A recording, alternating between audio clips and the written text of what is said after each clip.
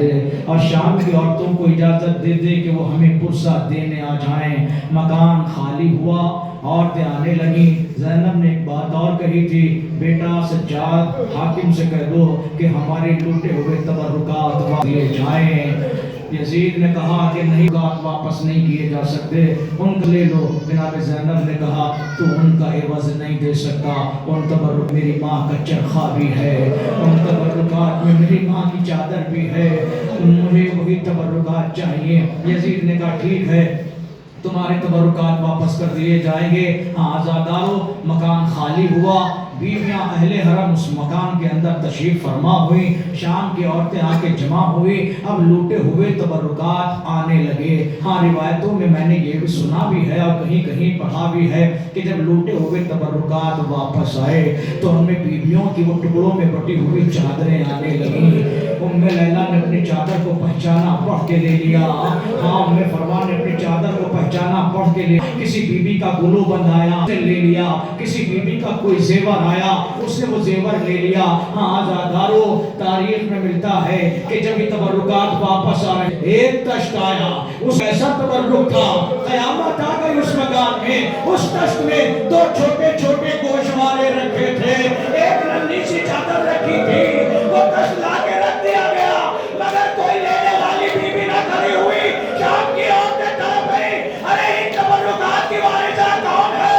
زینب نے سینے پر ہاتھ مارا، ارے کیا بتاؤ، ان تبرکات کی وارثہ میرے بھائی کی امانت، میری بچی سکینہ یہ زندان شام میں سو گئی۔ ہاں تبرکات آنے لگے۔ ہاں آزادارو، جناب سکینہ اپنے پھٹے ہوئے کان لے کے دنیا سے چلی گئی، مگر گوشوارے دوبارہ نصیب نہ ہوئے سکینہ کو۔ کیا سکینہ پر ظلم ہوئے؟ اور ہاں آزادارو، اب سر آنے لگے۔ جناب علی اکبر کا سر آیا، ام لیلہ نے اٹھ کے لے لیا۔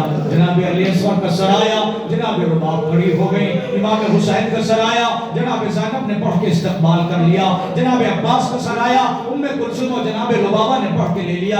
ہاں آزادارو، جناب امام حسین کے سر کے بعد جب جناب عباس کے سر کی باری آئی ہے تو ابھی جناب عباس کا سر دروازے کے اس مقام کے باہر تھا کہ دروازے کے باہر کے ماحول پر ایک سناٹا سا چھا گیا، کوئی آواز کسی کی بلند نہیں ہوتی، اس لیے کیا غازی علمدار کا سر آ رہا تھا، عجیب حیبت تھی اس سر میں، تصور کرنا آزادارو۔ اور جب وہ سر تشت میں رکھا ہوا اس مقام کے دروازے تک پہنچا، زینب کی نظر پڑی کہ بھائی کا میرے شیر کا سر آ رہا ہے۔ زینب نے دیکھا کہ میرے شیر کی آنکھیں کھلی ہوئی، لیکن جیسے ہی دروازے کے قریب سر آیا، زینب کی نظر پڑی کہ عباس کی آنکھیں بند ہو گئی۔ زینب تڑپ گئی، تڑپ کے عباس کے سر کو آغوش میں لیا، منہ پہ منہ رکھ دیا، میرے شیر ہمارے پاس آکے آنکھیں کیوں بند کر لی؟ اے میرے شیر، کیا ہم سے ناراض ہو؟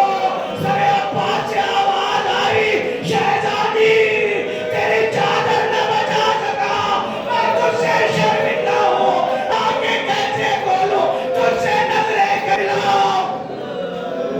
جزاکم ربکم اجرکم اللہ، ختم کر رہا ہوں، روایت کو مکمل کر لینے دیجئے، 2 سے 3 منٹ بس ہو۔ جناب زینب نے اپنے بھائی کے سر کو سینے سے لگایا، بیعت کیے۔ بیویوں نے حلقے میں عباس کے سر کو لیا، ماتم کیا۔ بیویاں بہت دیر تک روتی رہیں، کوئی یہ کہہ کے روتی تھی میری چادر کا محافظ آ گیا، کوئی یہ کہہ کے روتی تھی عباس شیر دیکھ میری پشپا دروں کے نشان کتنے ہیں۔ ساری بیویاں بیعت کر رہی تھی۔ جب بیویاں بیعت کر چکی تو جناب زینب سے سید سجاد نے کہا، پھوپھی اماں آپ نے بیعت کر لیا، آپ نے ماتم کر لیا، آپ چچا کا سر تھوڑی دیر کے لیے دے دیں۔ زینب نے عباس کا سر سید سجاد کی آغوش میں دیا۔